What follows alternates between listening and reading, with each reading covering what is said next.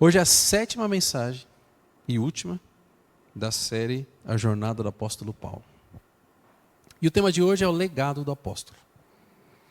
Vocês vão entender logo em seguida por que chama o legado do apóstolo.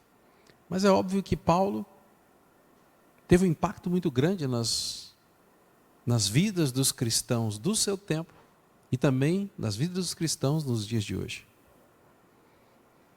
O texto que eu separei para a gente ler como legado do apóstolo Paulo, talvez seja um dos textos mais emocionantes da vida de Paulo. Porque a gente falou ao longo da série que Paulo sofreu uma série de coisas, foi acusado injustamente, foi maltratado, açoitado, foi preso.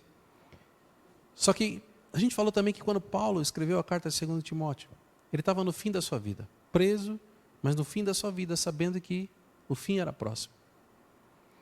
E as palavras que a gente vai ler a seguir dão a entender que talvez tenham sido provavelmente as últimas palavras de Paulo.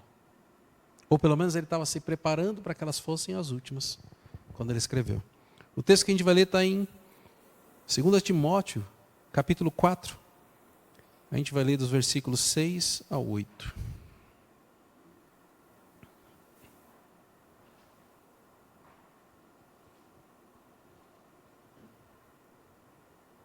Posso ler?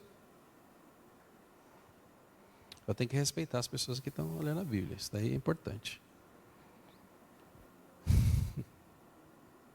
Quando tem pagininha virando, é coisa de crente. Quanto a mim, já estou sendo derramado como oferta de bebida. O tempo da minha partida está próximo. Combati o bom combate, completei a corrida, guardei a fé. Desde agora a coroa da justiça me está aguardada, a qual o Senhor, reto juiz, me dará naquele dia. E não somente a mim, mas também a todos os que amam a sua vinda. Parece um texto triste, né? Paulo está escrevendo para o seu discípulo, praticamente um filho na fé, uma pessoa muito próxima, uma pessoa que se espelhava nele. E ele começa dizendo esse trecho, dizendo: quanto a mim, já estou sendo derramado como oferta de bebida. O tempo da minha partida está próximo. É uma mensagem de despedida.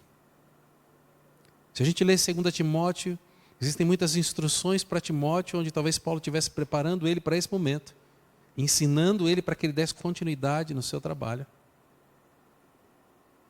E eu fico imaginando como o jovem Timóteo recebe essa mensagem. Por mais que ele soubesse que Paulo tivesse preso, por mais que ele soubesse que pudesse acontecer isso, ninguém espera. A gente tem sempre a esperança que Deus vai fazer um milagre, que Deus vai reverter a situação, que talvez ele tivesse a esperança que Paulo fosse liberto.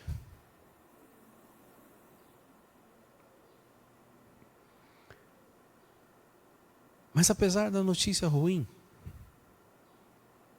a gente consegue ver um Paulo reflexivo sobre a sua vida, repensando talvez todos os momentos que ele tinha vivido até ali e fazendo um balanço da sua vida, imaginando que, será que valeu a pena tudo isso que eu fiz? Será que valeu a pena todo o sofrimento? Será que valeu a pena todo o esforço? Será que aquilo que eu acreditei desde o princípio ainda é válido?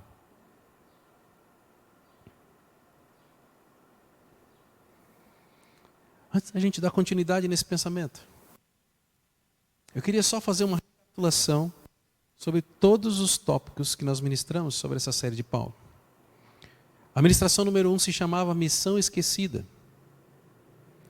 E a gente fez um contraste com a certeza que Paulo tinha da sua missão de pregar o Evangelho versus a realidade dos cristãos de hoje em dia, que muitas vezes não tem a vontade, ou o desejo, ou o entendimento de que eles têm uma missão de pregar o Evangelho. A segunda mensagem da série foi o caminho de Damasco, onde aquele perseguidor de Jesus teve um encontro com Jesus e a sua vida foi transformada. Ele perseguia cristãos e passou a converter cristãos ou alcançar cristãos. A terceira mensagem foi a lidando com a oposição, onde a gente viu como Paulo lidava com os obstáculos, com as adversidades e com os problemas que surgiam. A quarta mensagem foi a comunhão dos santos, onde a gente viu que muitas pessoas haviam abandonado Paulo, e ele talvez estivesse emocionalmente abalado no pior momento da sua vida, e surge um irmão, que vocês não vão lembrar o nome, Onesíforo, para ser aquele suporte, aquele sustento e aquele que talvez tenha sido crucial para que Paulo tenha concluído o seu ministério. A mensagem número 5 era o testemunho da fé, onde Paulo foi julgado e poderia ter se defendido e muito possivelmente ter sido liberto da sua acusação, mas ao invés de se defender, ele proclamou o evangelho e testemunhou daquilo que ele acreditava.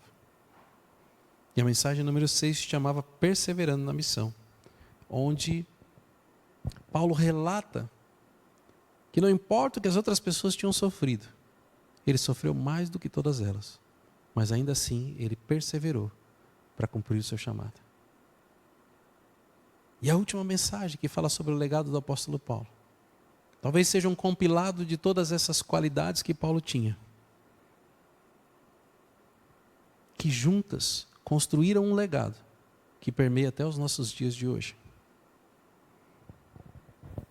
Talvez a reflexão principal sobre a vida de Paulo hoje seria uma comparação sobre o que nós, como cristãos, estamos construindo para as pessoas que estão ao nosso redor, ou para os nossos filhos, para as próximas gerações. Que tipo de legado nós estamos deixando para que eles continuem, assim como Paulo deixou um legado para que Timóteo continuasse a seguir? Que tipo de cristãos temos sido para que outras pessoas olhem para as nossas vidas e a gente sirva de exemplo para a vida delas? Para vocês terem ideia, Samuel, dá um play no anjinho aí. Para vocês terem ideia, o papel de Paulo foi tão fundamental na teologia cristã, que boa parte do que a gente entende hoje como ser cristão, ou seria totalmente diferente, ou não existiria, se não fosse pela vida, pelo ministério, pela perseverança, pelo cuidado de Paulo. Eu separei algumas coisas, eu vou tentar não perder muito tempo aqui nelas, mas algumas coisas que seriam completamente diferentes se Paulo não tivesse cumprido o seu chamado. A primeira delas é a doutrina da salvação pela graça mediante a fé. Talvez a gente tivesse uma visão totalmente diferente se não existisse Paulo. A segunda dela é o papel do Espírito Santo como um auxiliador, como aquele que direciona, porque nós vemos muitas vezes o Espírito Santo agindo através da vida de Paulo, direcionando Paulo, impulsionando Paulo. A gente não teria muitos exemplos de como o Espírito Santo nos ajuda no dia a dia. Talvez a gente tivesse Jesus dizendo, olha, vai vir um Consolador e vai te ajudar. Mas a gente não teria um exemplo prático de alguém experimentando tantas coisas. Romanos 8, Gálatas 5, por exemplo, fala muito sobre isso. Talvez nós não tivéssemos um evangelho universal que alcançaria os gentios. Porque no começo da igreja, os judeus queriam pregar simplesmente para os judeus. Paulo muitas vezes entrou em conflito com os apóstolos, dizendo, não, Jesus me chamou para pregar para os gentios, não para os judeus. A liderança da igreja no começo queria que o evangelho fosse pregado para os judeus. Queria impor as regras dos judeus, até para os gentios que se convertiam.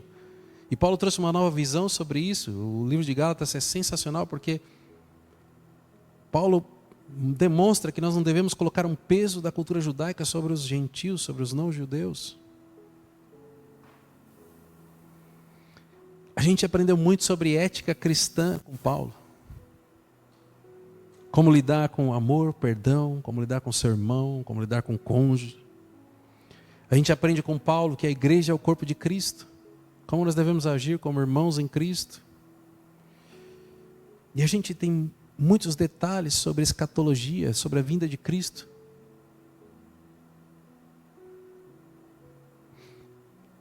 E o que a gente perderia se Paulo não tivesse cumprido o seu chamado? Você consegue imaginar como seria a sua vida se não existisse o livro de Romanos, Éfesos, Gálatas, Coríntios? Talvez a gente não soubesse com clareza como funciona a justificação, a santificação, a glorificação. Talvez a gente não saberia como escolher líderes para um ministério, para uma igreja, porque Paulo detalha isso nos seus livros. Paulo não só fundou igrejas e preparou pessoas, mas ele deixou direcionamentos de como esses líderes deveriam ser escolhidos, como os diáconos deveriam ser escolhidos, como os presbíteros deveriam ser escolhidos. Talvez a gente não tivesse uma visão clara sobre a lei e sobre a graça e como elas contrastam entre si. E provavelmente a gente não teria nada tão claro e explícito sobre relacionamentos, casamentos. Talvez a gente estivesse patinando no tempo, tentando descobrir o que Deus queria.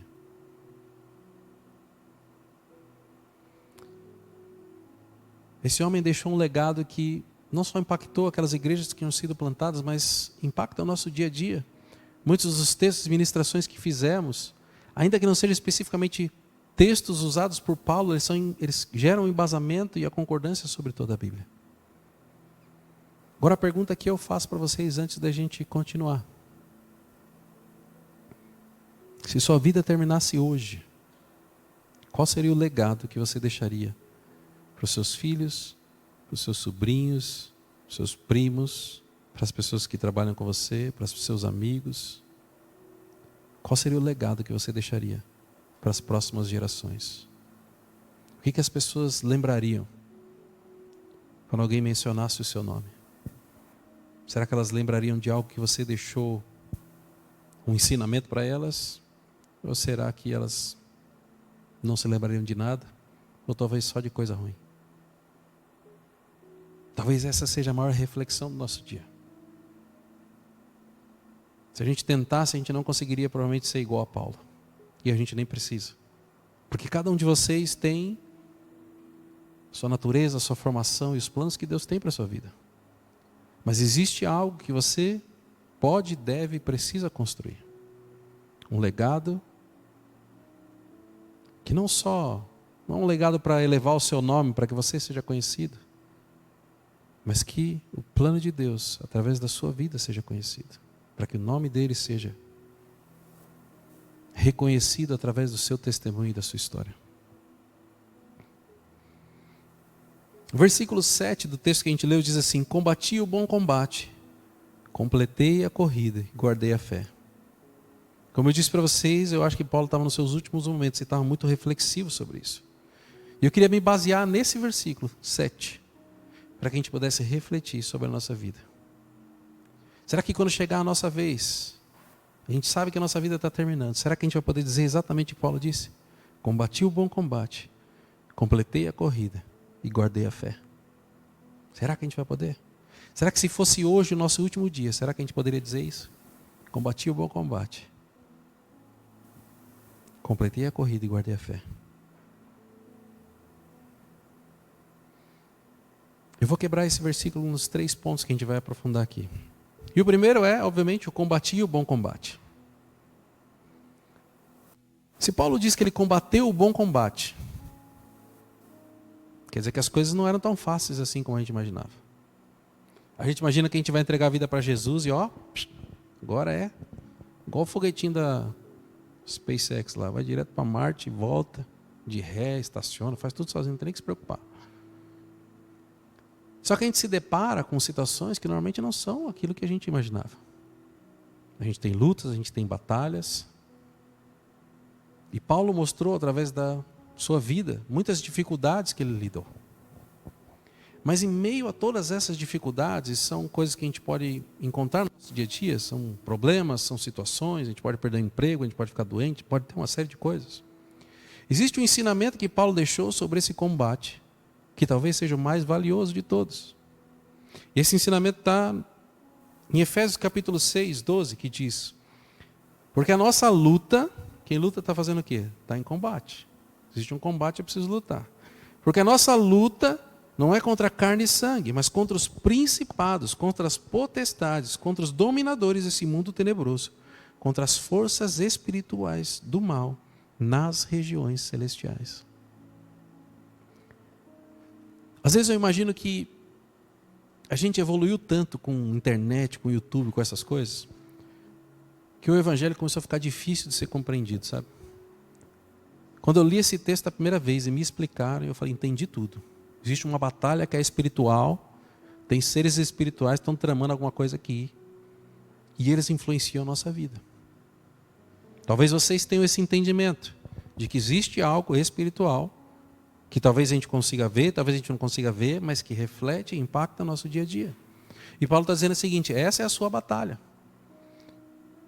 A batalha não é contra a pessoa que te persegue no trabalho, a batalha não é com aquela pessoa que te maltratou, aquela pessoa que fez alguma coisa que você não gosta, mas é contra seres espirituais. É isso que Paulo está ensinando.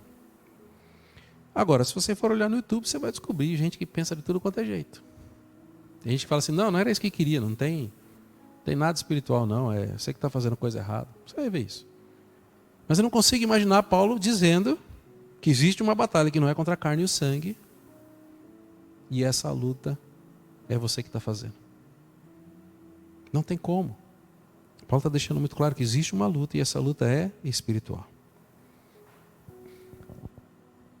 Aí essa luta espiritual, ela afeta várias áreas da nossa vida. Vamos pensar na mais fácil. Sabe quando você fala assim: eu vou pegar um tempinho aqui para ler a Bíblia?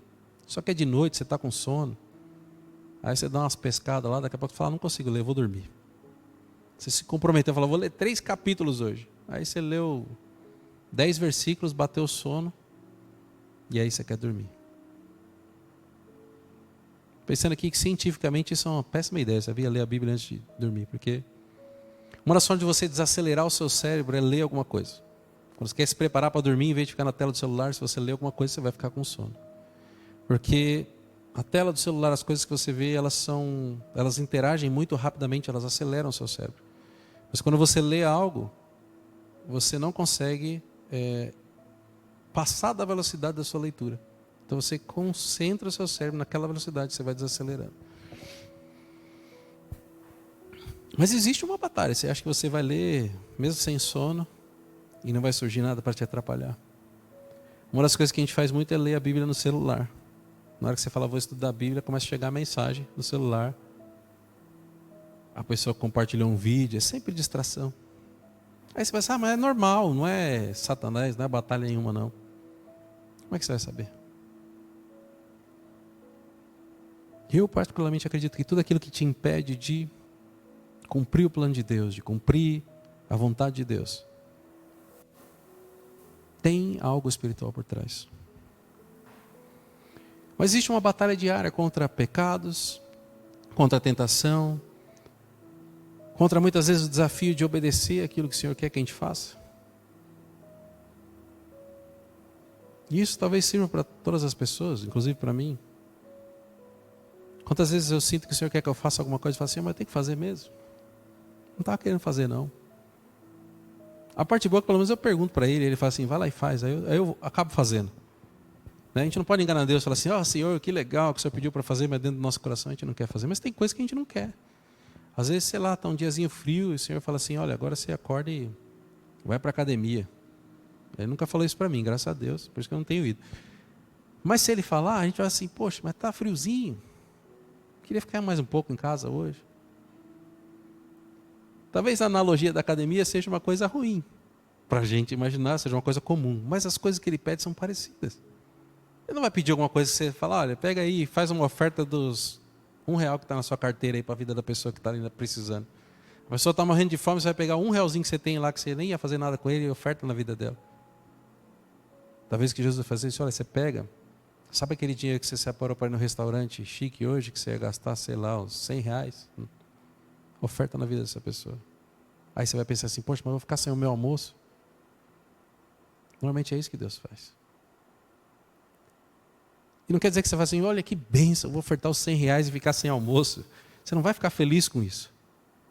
Mas você vai ficar feliz porque você ouviu o Senhor e obedeceu. Mas existe uma batalha. Não pensa que vai ser fácil. Eu acho que eu já comentei, você já deve ter ouvido umas 5.000 vezes esse testemunho. Mas a primeira vez que Deus me pediu para fazer uma oferta na vida de alguém, foi exatamente quando a gente tinha voltado de Israel e assim, a viagem tinha sido no limite, o cartão já tinha acabado o limite e a gente estava bem apertado. Porque a viagem tinha sido bem contada. Foi uma bênção, mas foi assim, muito milagre. Aí eu voltei de viagem a gente estava num velório, o Senhor falou assim, oferta R$1.000 na vida dele. E fala para ele que é para o filho dele. Aí fiquei pensando assim, acho que... Eu sabia que a esposa dele tinha acabado de descobrir que estava grávida, coisa assim. Só que eu nunca tinha feito uma oferta na vida. E aí começou a batalha. Eu literalmente, juro para vocês, eu literalmente ouvia as vozes dos demônios na minha cabeça. Falando. Você vai ofertar na vida dele, ele vai rir de você. Ele é convertido há 20 anos, você acabou de se converter, você vai falar que você ouviu Deus falar. Ele vai falar para você que ele não precisa de nada, que você está ouvindo coisa, que você não sabe nada. Mas era tão intenso. E aquilo quando foi... Eu sabia que eu tinha que fazer, mas a batalha era muito grande. Até que chegou num ponto que eu falei assim, eu vou dormir. Não aguento mais ficar, é muita batalha. Eu vou dormir que aí vai passar. E aí quando eu dormi que não tinha barulho nenhum, eu ouvia mais ainda. Era mais real aquelas vozes, mas eram muitas vozes. Como se tivesse, sei lá, 20, 30 pessoas trazendo acusação e falando. E eu estava ouvindo aquilo de uma forma audível. Aí eu lembro que eu saí do quarto e falei, Fernanda, ora por mim. Porque eu sei que eu preciso fazer aquela oferta, mas eu não sei o que está acontecendo, é uma batalha muito grande. Estou ouvindo vozes e estão me confrontando. Aí ela botou a mão na minha cabeça e orou por mim. Na mesma hora as vozes cessaram. E aí eu entendi o seguinte, falei, olha, existia uma batalha tentando impedir de fazer. Agora eu sei, essa é a minha prova de que eu tenho que fazer mesmo. Aí vocês pensam assim, orou, já teve aquele milagre que sumiram as vozes, aí o Renato foi lá e fez, né? Não, aí tinha outra batalha. Como é que você chega com uma pessoa que você não tem tanta intimidade, relacionamento, e fala para ela, Deus falou para mim que eu tenho que fazer um negócio? Eu nunca tinha experimentado isso. Ainda era uma pessoa que estava numa posição, já quase sendo pastor na igreja, eu tinha acabado de converter, a pessoa estava na igreja há muito tempo. Era uma situação difícil, e ali começou outra batalha que eu tinha que fazer. E eu enrolei mais um dia, sei lá o que foi para fazer. Aí chegou uma hora e falou assim, eu tenho que resolver isso, porque aquilo estava me incomodando, eu sabia que eu tinha que fazer. E aí eu fiz do jeito mais fácil, falei, vou mandar um e-mail para a pessoa, não vou nem ligar, não vou nem falar, vou mandar um e-mail, que aí a pessoa leu o e-mail e está tudo certo. Eu lembro que eu escrevi o e-mail, e eu juro para vocês assim, a sensação que eu tenho é que a resposta da pessoa não levou 30 segundos para retornar. E eu escrevi no e-mail, olha, aquele dia que a gente estava lá no velório, Deus falou para mim que eu tinha que fazer uma oferta na sua vida, e Ele mandou dizer que era para o seu filho. Assim que eu escrevi o e-mail, mandei, pedindo o número da conta para fazer a transferência, ele me respondeu dizendo assim, eu estou chorando aqui. Porque naquele mesmo dia do velório, eu tinha ido num médico, alguma coisa assim, e a gente descobriu que o bebê ia precisar de algum tipo de cuidado, algum tipo de acompanhamento, que ele tinha um problema na gestação. E como a gente tinha feito o plano de saúde muito recente, o plano de saúde falou que não cobriria esse tratamento. E ele falou assim, naquele dia eu parei meu carro na rua, chorando. Falei, Senhor, se o Senhor está cuidando da minha vida, se o Senhor está cuidando dessa gestação da minha esposa, do meu filho, eu quero que o Senhor me dê um sinal. E ele falou assim que ele orou aquilo naquele dia e descansou no Senhor. Mas que a minha oferta na vida dele, e a forma como eu falei que era para o filho dele, era a resposta e o sinal de que Deus ia honrar e guardar a vida dele. E eu lembro que a gestação foi difícil, tiveram muitas internações, mas Deus foi levantando pessoas que foram ofertando e eles conseguiram fazer tudo, até o parto do bebê foi custeado com as ofertas e com o dinheiro que foi arrecadado. E o Senhor cuidou de todas as coisas. Mas o que eu queria que vocês guardassem com isso é que às vezes, até as coisas mais simples, quando são para Deus, elas têm resistência. Talvez o inimigo estivesse tentando ceifar aquela vida, fazer com que aquela pessoa desanimasse, que a oração dela não fosse atendida. E muitas vezes nós vamos ser os instrumentos que vamos mostrar para aquelas pessoas que Deus se importa com ela. Eu tinha separado vários versículos aqui, mas eu imaginei que não fosse dar para ler todos eles. Mas se vocês quiserem anotar, uns versículos falam sobre a luta contra o pecado, que está em Romanos 7, de 15 a 25. Se vocês quiserem anotar, depois vocês leem. Eu vou pular ele aqui por conta do tempo. O segundo fala sobre a fidelidade. A gente teve uma ministração que falou sobre fidelidade, mas ser fiel em meio às adversidades, às oposições que se levantam. A gente usou esse texto também que estava em 2 Coríntios 11, 23 a 28, lá naquela ministração.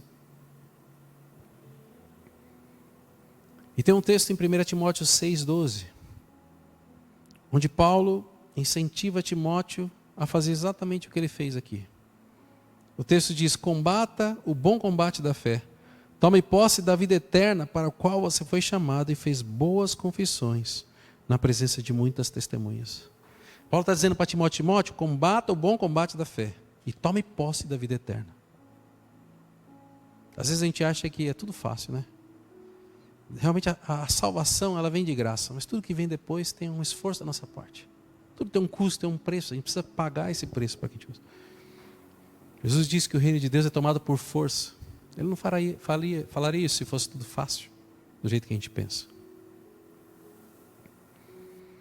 Mas o que eu queria que vocês guardassem desse ponto é que todos vocês têm batalhas no dia a dia. Eu duvido que eu levantaria a mão assim, quem aqui não tem nenhuma batalha e a vida está ótima? Eu duvido que alguém levantaria a mão. Não vou fazer isso, senão depois as pessoas vão procurar vocês e tentar descobrir qual é o segredo que vocês têm. Mas é difícil as pessoas não terem batalhas. Porque são nas batalhas que Deus aperfeiçoa o nosso caráter, aumenta a nossa fé. A gente é construído através das batalhas. Por isso Paulo está dizendo assim, não elimine os combates da sua vida, mas combata o bom combate. Assim como ele combateu. E combater o bom combate nada mais é do que resistir e se manter firme, cumprindo a vontade de Deus.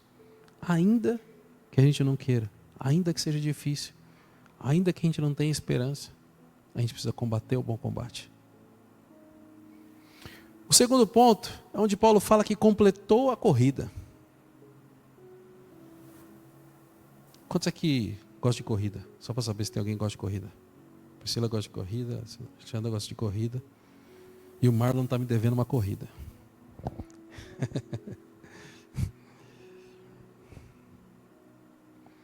Às vezes a gente olha, a gente fala sobre a caminhada cristã. A gente fala assim, a caminhada cristã é uma caminhada de longo prazo. Mas a verdade é que se a gente caminha, a gente perde tempo.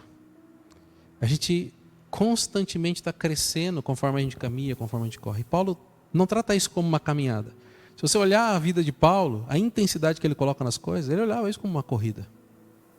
Talvez essa seja a diferença entre uma pessoa que é um cristão que ninguém lembra e um cristão que conquistou, construiu muitas coisas. Para Paulo, a vida cristã era uma corrida. Tinha velocidade, tinha intensidade, ele não parava, ele estava sempre buscando o direcionamento do Espírito Santo e perguntando qual era o próximo passo e encarando o próximo passo. Eu imagino que se o Espírito Santo aparecesse para nós aqui hoje e falasse assim, olha, agora eu quero que você mude para, sei lá, uma cidade lá no Tocantins, que você vai pregar o evangelho lá. A gente fala, não, peraí, deixa eu me planejar, eu preciso de um mês para acertar algumas coisas aqui, mais um mês para... A gente vai querer fazer plano para isso. Paulo não tinha dessas coisas. O Espírito Santo falava, ele já não tinha residência, fazia as tendinhas dele lá, viajava leve. Praticamente um nômade, pregando o evangelho por todo lugar. Mas em Hebreus 12:1 diz, portanto, também nós, uma vez que estamos rodeados por tão grande nuvem de testemunhas, livremo-nos de todo o peso do pecado que tão firmemente se apega a nós e corramos com a perseverança a corrida que nos está proposta. Qual a reflexão que Paulo está trazendo aqui? Ele está falando assim, a nossa vida é uma corrida, mas você não vai conseguir correr se você estiver preso ao peso do pecado. E ele está recomendando, livremo-nos de todo o peso e do pecado que tão firmemente se apega a nós e corramos. É como se a gente estivesse correndo e estivesse grudando coisas, a gente está cada vez mais pesado. Talvez vocês sintam isso no tempo de intimidade de vocês com Deus. Talvez quando vocês se sentem mais gratos, perdoados, que vocês estão leves, sem a preocupação de pecado, vocês entram na presença de Deus e vocês sentem a coisa fluir de uma forma diferente. Mas quando você está lidando com pecados, parece que nem aquele tempo mais é agradável como era antes. Muitas vezes fica cansativo, fica pesado. E o que Paulo está dizendo aqui é que a vida cristã não é uma caminhada, mas uma corrida. E toda corrida precisa de resistência, foco, comprometimento. Ele diz que ele terminou a corrida dele sem desistir. Muitas vezes as pessoas desistem. Desistem das promessas de Deus, desistem dos sonhos que Deus colocou no coração delas, desistem dos dons que elas receberam. Existem os chamados, os ministérios, do propósito. E eu acho que isso talvez surgir o pensamento de desistir, talvez seja algo comum entre os cristãos. Eu não me lembro de Paulo falar assim, eu quero desistir do meu ministério. Ainda que ele tenha tido muitas dificuldades. Moisés chegou uma hora para Deus e falou assim, não aguento mais esse povo aí, me leva embora. Elias foi para a caverna e falou, não quero mais não. Então eu entendo que como seres humanos, às vezes o peso é grande, às vezes a gente quer desistir. Mas o que Paulo está recomendando é que a gente não desista. Que a gente persevere, que a gente continue, que a gente termine a nossa corrida. Talvez a gente vai terminar a nossa corrida um pouco cansado, talvez a gente vai terminar a nossa corrida um pouco judiado, talvez. Não dá para dizer que Paulo terminou a corrida dele no melhor momento da vida dele. Estava preso, talvez estivesse fraco, desnutrido, ferido, dos açoites que tomou ao longo da vida. Mas ele terminou a corrida.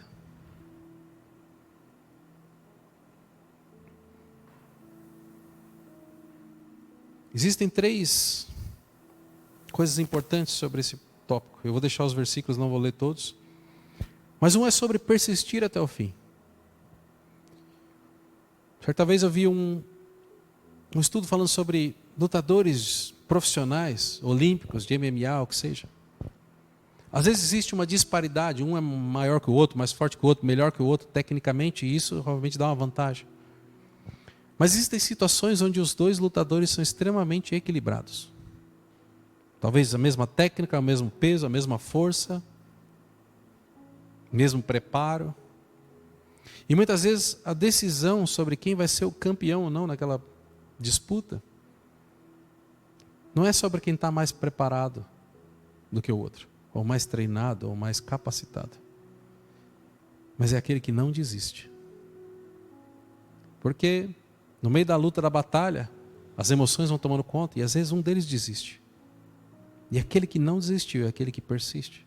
Imagina, o negócio está tão cansativo, tão difícil, que um deles desiste. Eu me lembrei de uma história sobre o grande jogador de xadrez, Kasparov. Perguntaram para ele, por que você não quer disputar uma partida com o Magnus Carlsen, que era um novato, também gênio do xadrez? Por que você não quer disputar uma partida com ele? Ele falou assim, porque não tem como eu ganhar dele. Ele falou, como assim não tem como ganhar? Você já ganhou todos os títulos, tem todos os recordes, por que você não consegue ganhar desse novato? E ele não explica aquilo para as pessoas. Mas aí a esposa dele explica que aquele jovem não tem experiência suficiente para saber o quão desgastante seria aquela partida que duraria por dias. E ele provavelmente se enfiaria naquela partida e seguiria enquanto a partida estivesse acontecendo. Já o Kasparov, que era mais inteligente, ele fala assim, eu sei o quanto essa partida vai me custar emocionalmente. E vai chegar num ponto onde eu não vou querer continuar com essa partida e eu vou ter que desistir. Então não é que eu não consiga, eu não tenho a capacidade de ganhar dele.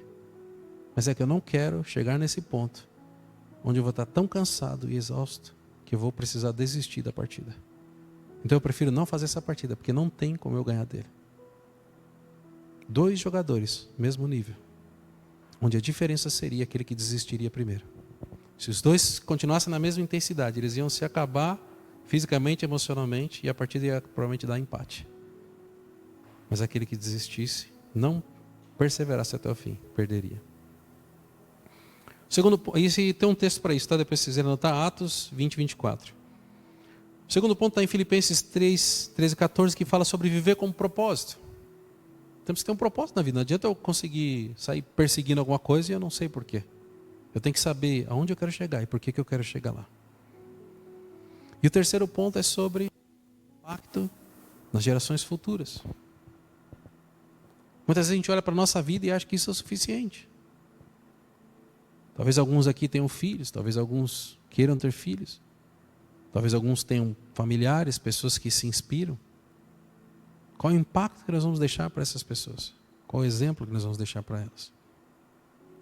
Segundo Timóteo 2:2, nesse texto Paulo diz para Timóteo, que era a pessoa que estava sendo impactada por ele, e o que você ouviu de mim na presença de muitas testemunhas, isso confia a homens fiéis, que que sejam também capazes de ensinar a outros. Paulo fala assim, tudo que você aprendeu comigo, encontra outras pessoas, para você ensinar elas, para que elas possam ensinar outras pessoas. Ele estava deixando ali o seu legado e a sua marca nas próximas gerações. Correr a corrida é sobre ter resiliência, manter o foco no propósito de Deus para as nossas vidas. Muitas vezes vocês vão focar muito na carreira, na construção de patrimônio, que é o que as pessoas mais fazem disso. E poucas pessoas focam no plano que Deus tem para cada um de vocês. E o terceiro ponto fala sobre guardar a fé. Está dando umas cortadas no microfone, então? Não sei se é porque eu mexo aqui. O terceiro ponto fala sobre guardar a fé, né? Então imagina o tanto que Paulo sofreu, tanto desafio. Talvez quando ele escreveu esse texto de Timóteo, ele já não tivesse nem mais com forças para falar. A gente sabe que Lucas escreveu boa parte dos textos, mas talvez ele não tivesse mais fisicamente capaz de escrever. Talvez o sofrimento fosse muito grande, enfim. Mas não adianta a gente percorrer e chegar no final da nossa vida se a nossa fé tiver sido abalada, modificada ou impactada. Sabe quando você se converte, alguém fala assim, isso daí é o primeiro amor, isso daí vai esfriar e você vai se esfriar e daqui a pouco você não vai mais ser assim. E aí eu te pergunto, por que precisa ser assim? Por que a gente precisa se esfriar? Por que o primeiro amor precisa ser só o primeiro amor? Vocês acham que Paulo, quando escreveu esse último texto, as últimas palavras, ele tinha esfriado na fé? O completar a corrida também é alimentar a nossa fé e manter ela funcionando, manter ela da mesma forma como era no começo, se mantendo firme nas promessas de Deus, se mantendo firme acreditando que tudo aquilo que está sendo feito é por um propósito, não só para aquele momento, mas crendo na volta de Cristo, crendo naquilo que Ele prometeu. Em 2 Coríntios 4, 8 e 9, diz, em tudo somos atribulados, porém não angustiados, perplexos, porém não desanimados, perseguidos, porém não abandonados, abatidos, porém não destruídos. Quem é que mantém alguém abatido, mas não destruído? Perplexo, mas não desanimado. Sem fé, a gente sucumbiria, a gente desistiria. E como eu acho que Paulo manteve a sua fé? A primeira coisa é que Paulo foi firme à sua doutrina. Ele teve um encontro com Cristo, entendeu a sua missão e se manteve firme na sua doutrina. O texto que eu tinha separado aqui está em Gálatas 1, 6 e 9, e ele começa dizendo assim, estou admirado de que vocês estejam abandonando tão rapidamente aquele que os chamou pela graça de Cristo, para seguirem outro evangelho que na realidade não é o evangelho.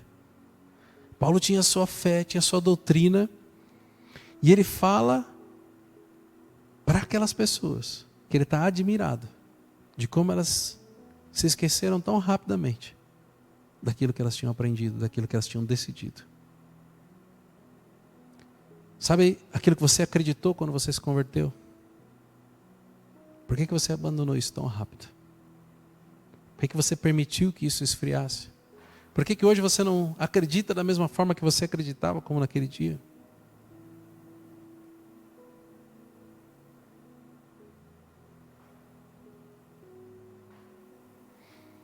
Um outro aspecto de guardar a fé é quando Paulo diz em 1 Coríntios 11:1, sejam meus imitadores como eu sou de Cristo. Será que alguém pode falar para as pessoas serem imitadores se ela não realmente estiver imitando a Cristo? Eu gostaria de poder dizer assim, sejam meus imitadores como eu sou de Cristo. Eu, pastor Renato, preciso falar para vocês, imita só esse pedaço aqui, porque tem umas partes aqui que é melhor vocês não imitarem não. Estou longe de Cristo ainda. Mas não é por isso que a gente deveria desistir. Paulo também não era perfeito. Paulo tinha suas falhas. Paulo errou algumas vezes. Na Bíblia a gente vê isso. tinha um temperamento diferente, tinha um temperamento mais forte. Ele não era perfeito, assim como nós não somos perfeitos. Mas precisa existir algo na nossa vida que as pessoas possam olhar e falar assim: olha, eu quero imitar essa pessoa. Porque nessa atitude dela eu pude ver como Cristo agiria.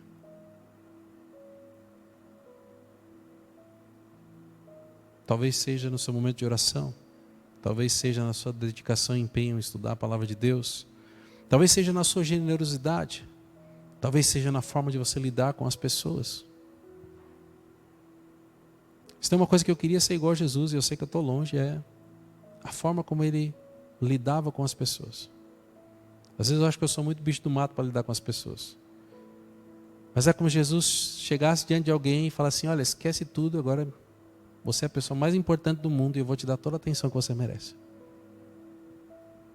Talvez no seu tempo de intimidade você sinta que ele faz isso com você. E eu acho que ele fazia isso com todas as pessoas que cruzavam o seu caminho. Não importa se ele estivesse cansado, não importa se ele já tivesse trabalhado o dia inteiro, caminhado o dia inteiro, ele ia parar e dar atenção para as pessoas. Quais são as características da sua vida que faz com que as pessoas vejam você como imitador de Cristo?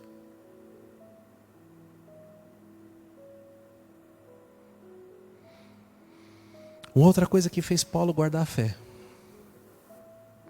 é sobre a confiança que ele tinha na recompensa eterna. Talvez quando a gente fala hoje sobre a vinda de Cristo, a gente gasta mais tempo discutindo se é pré-tribulacionista, pós-tribulacionista, se tem arrebatamento, se não tem, do que de fato com como será que vai ser o nosso encontro com Ele. Às vezes as pessoas discutem tanto a forma, o quando, o tempo, que elas deixam de se apegar na coisa mais importante, que é de que um dia nós vamos encontrar com Ele. Essa era algo que Paulo se apegava. O versículo que a gente leu diz: agora me está reservada a coroa da justiça, que o Senhor justo juiz me dará naquele dia, e não somente a mim, mas a todos os que amam a sua vinda. Paulo está dizendo que ele tinha algo reservado para ele está dizendo: nós também temos algo reservado para nós. A Bíblia fala que nós, nesse tempo, nós construímos um galardão no céu. Vai chegar uma hora que a gente vai se encontrar com Jesus e falar assim: olha, está aqui seu galardão. Se a gente tiver sorte, não vai estar num saquinho, não vai esticar a mão, vai ser um pouquinho, vai ser mais coisas. Mas esse galardão e a forma como nós vamos caminhar com Ele, viver com Ele, tem muito a ver com a forma como a gente acredita hoje, como a gente espera pela vinda dEle. Se eu não espero pela vinda dEle, eu vou viver uma vida para me agradar. Eu vou viver uma vida para construir coisas nesse tempo. E não para construir na vida vindoura.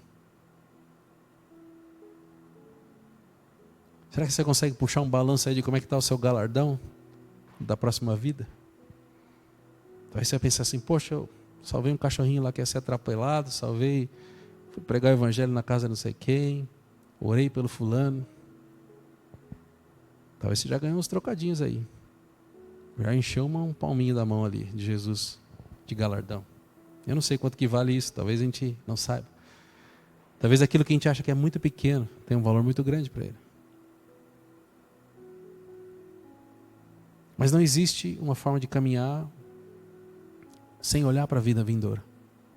Não existe um cristão que vive um dia após o outro sem imaginar como é que vai ser a caminhada dele com Jesus. Se você nunca parou para pensar nisso, está na hora de você se converter, porque você nunca teve um encontro com Jesus.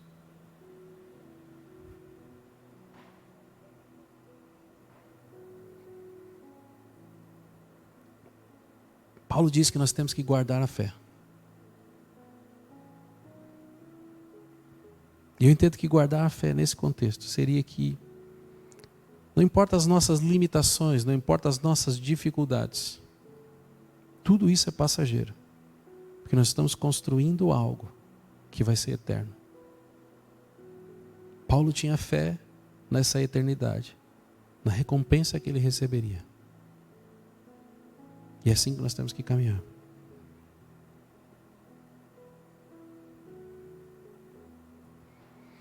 Para que a gente possa encerrar, eu separei um último versículo,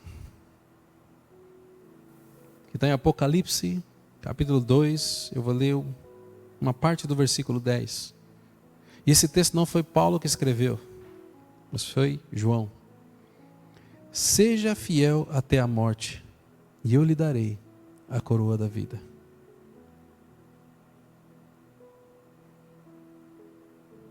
Paulo queria essa coroa da vida, mais do que tudo. Eu confesso para vocês que eu não consigo imaginar, talvez, o sentimento, a magnitude do que seria receber essa coroa da vida. Talvez a coroa da vida para a gente seja só estar junto de Jesus. Talvez a coroa da vida seja chegar lá junto de Jesus e ter um grande galardão, talvez uma posição para caminhar com Ele. Não é por isso que a gente vive as nossas vidas, mas existe uma promessa de uma recompensa. A gente não pode ser igual ao Tiago e João e falar assim: Jesus, eu quero ficar um do lado direito ou do lado esquerdo. Não é assim que funciona. Mas Paulo sabia que pela sua fidelidade, ele teria uma recompensa. Paulo cria nas promessas, Paulo acreditava naquilo.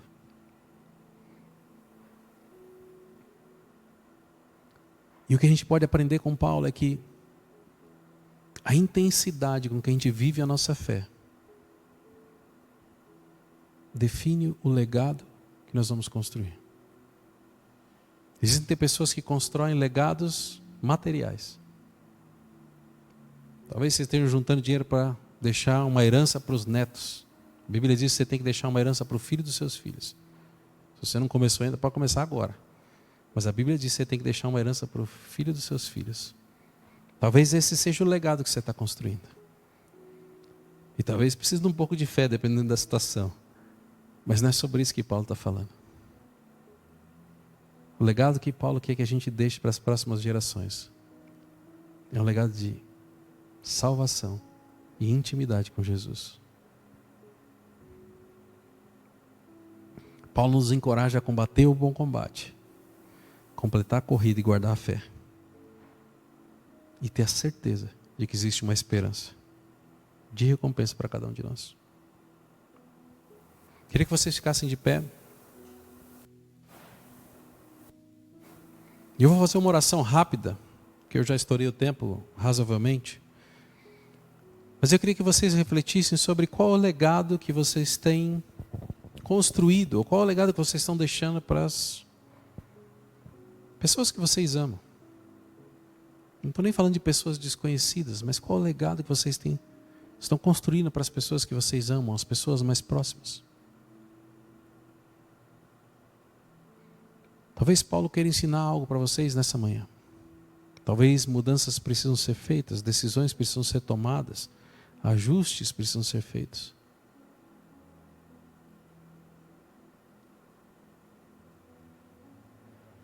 Essa semana a gente teve uma pessoa aqui da igreja que faleceu, a dona Béria.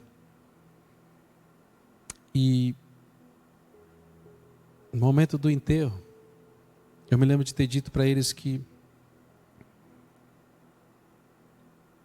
muitas vezes a gente olha para aquele momento como um momento triste, mas eu tinha aprendido uma vez que a gente deveria se alegrar pelo privilégio de ter tido a oportunidade de conviver com aquela pessoa. E nós temos a obrigação de honrar o legado que a pessoa deixou. Com certeza, os filhos, os netos, carregam um pouco do legado daquilo que ela construiu. Parte dela vive nos filhos e nos netos. E qual é o legado que vocês vão construir e deixar para as pessoas que vocês amam? Senhor, em nome de Jesus, Pai, que eu coloco diante de Ti, Senhor, os Teus filhos e filhas, Senhor. Sabemos, Senhor, que o apóstolo Paulo fez e construiu grandes coisas, Senhor, como fundamento da nossa igreja, como fundamento da nossa teologia cristã, Senhor, com os ensinamentos que Ele deixou, Senhor. Muitas vezes olhamos para as coisas grandes que Ele fez e entendemos que seria impossível fazer algo parecido, ou talvez chegar próximo disso. E não entendemos, Senhor, a responsabilidade que temos, Senhor, de construirmos o nosso legado, para que a gente possa impactar as vidas ao nosso redor e as próximas gerações das pessoas que estão próximas de nós, filhos, netos, amigos, Senhor, discípulos, pessoas que se espelham em cada um de nós, Senhor. E oro, Senhor, para que o Senhor fale ao coração dos teus filhos e filhas, Senhor. Porque o Senhor tem planos para cada um deles, Senhor. O Senhor tem dons que estão guardados sem serem utilizados. O Senhor tem chamados que estão esquecidos e armazenados, esperando por algo acontecer. Talvez um milagre, Senhor. Mas o que precisa de fato é de uma atitude, de uma decisão, de um posicionamento, Senhor. Não permita, Senhor, que os teus filhos e filhas sejam roubados daquilo que o Senhor tem para as suas vidas. Não permita, Senhor, que as batalhas espirituais contra os principados, contra as potestades, Senhor, venham a iludi-los, Senhor, enganá-los. De que não existe uma responsabilidade, uma capacidade para que eles construam algo, Senhor. Não queremos ser relevantes como Paulo, mas queremos, Senhor, que a Tua vontade seja realizada através das nossas vidas, Senhor. Eu te peço, Senhor, que o Senhor mostre para os Teus filhos e filhas, Senhor. Se eles estão distantes daquilo que o Senhor os chamou para ser, Senhor. Se eles estão vivendo, Senhor, aquém da sua capacidade, do seu chamado, Senhor. E da sua capacitação, Senhor. Eu oro, Senhor, para que o Teu Espírito Santo comece a queimar, Senhor, nos corações, Senhor.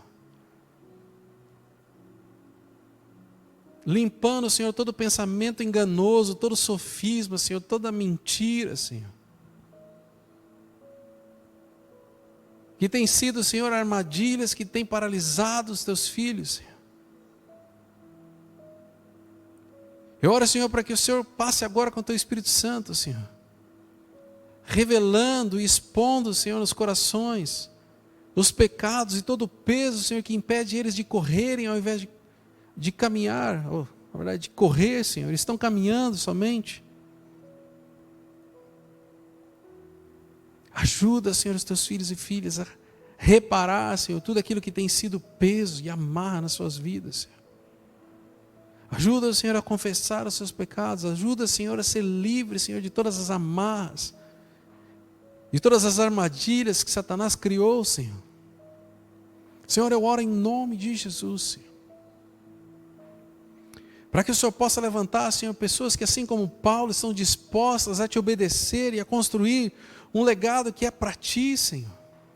Um legado para engrandecer o Seu nome, um legado para que o Seu nome seja reconhecido e conhecido, Senhor. Para que o Teu reino seja expandido, Senhor.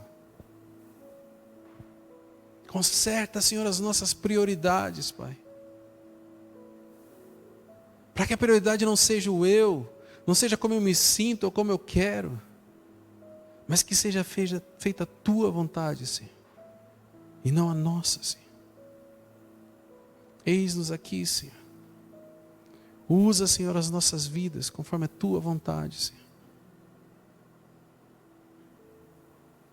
Eu oro, Senhor, para que todo aquele que se sinta perdido, Senhor, possa encontrar o seu caminho. Eu oro, Senhor, para que todo aquele que não sabe, Senhor, por onde começar, Senhor, que o Teu Espírito Santo venha, Senhor, a dar o direcionamento e o próximo passo. Eu oro, Senhor, para aqueles que se sentem presos, cansados, Senhor, por conta do fardo do pecado, Senhor. Que o Senhor possa trazer, Senhor, o escape, Senhor. Que o Senhor possa trazer, Senhor, a libertação, Senhor. A restauração, Senhor. E eu oro, Senhor, em nome de Jesus, Senhor. Para que nós possamos um dia poder dizer como Paulo: sejam meus imitadores, assim como eu sou de Cristo. Para que ao final das nossas vidas, nós possamos dizer, Senhor: combati o bom combate, terminei a corrida e guardei a fé. Em nome de Jesus, Senhor. Que Deus abençoe, que vocês tenham uma semana tremendamente abençoada. Que o Senhor continue falando aos seus corações e que Ele possa cuidar de cada detalhe na sua vida nessa semana. Em nome de Jesus. Deus abençoe e uma excelente semana para vocês.